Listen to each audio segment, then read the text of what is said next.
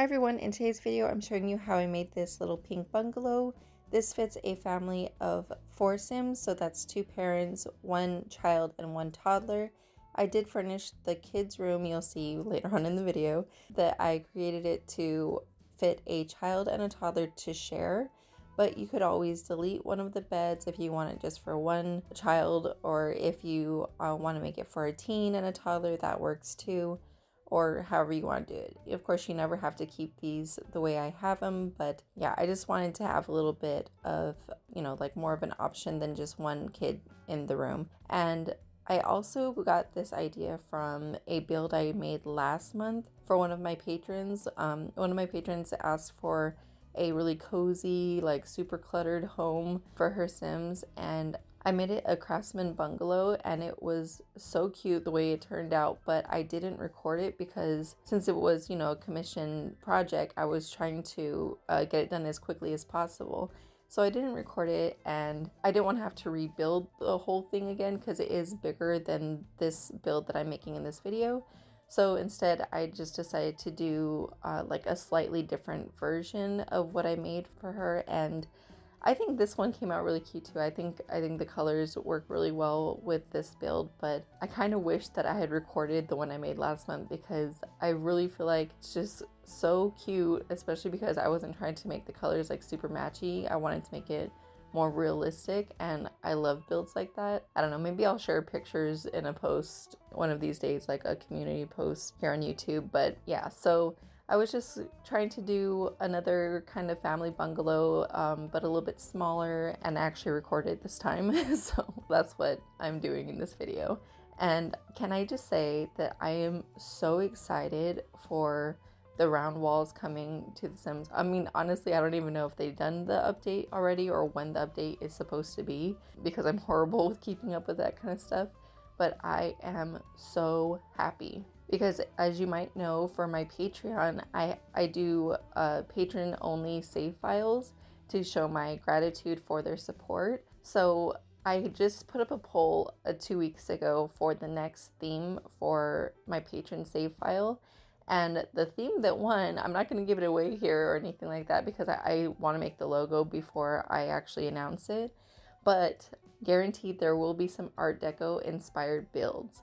So the fact that the round walls are coming is such perfect timing. Like I couldn't ask for better timing for this update, because I was even looking at a bunch of reference pictures for what I was going to work on for my next save file.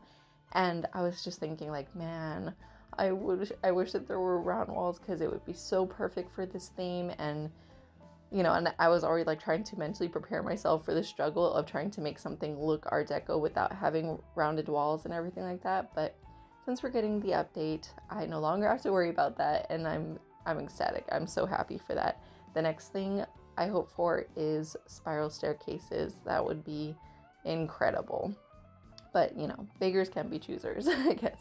So even though I haven't given away what the theme is yet, if you're interested in something like, a patron only save file or anything like that, or if you've seen any of my other posts, for the ones I've done in the past, like I've done a boardwalk inspired save file, a like really lavish garden type of save file, and I just completed my Tuscany and Tartosa save file, which is, I filled up Tartosa with a bunch of like really Italian inspired builds. So if any of that sounds interesting to you, the link for my Patreon is down below. You can join any tier of that in order to have access to my patron save files.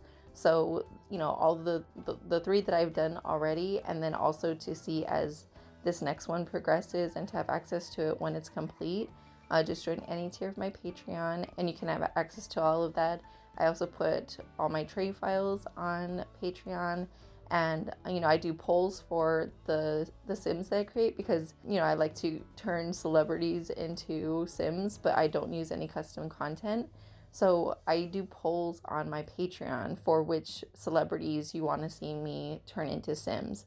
So if that sounds interesting to you, also, like if you've seen my Making Sims series here on YouTube, I have a lot. There's a lot of videos on that playlist. I highly suggest you check that out if you're not sure of how I do create these celebrities as Sims. Definitely check that out. And again, if you want to, kind of take part in that also, you can join any tier of my Patreon to do that. If you would like early access to the collabs that I host these collabs and I make save files from those collabs also.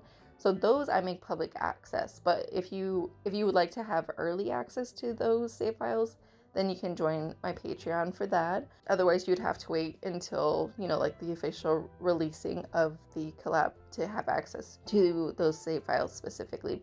And if you would like any specific like commission builds from me to you, then you would have to join my $15 tier. You get to request one cast or one build for me every month that you're my patron as a $15 patron.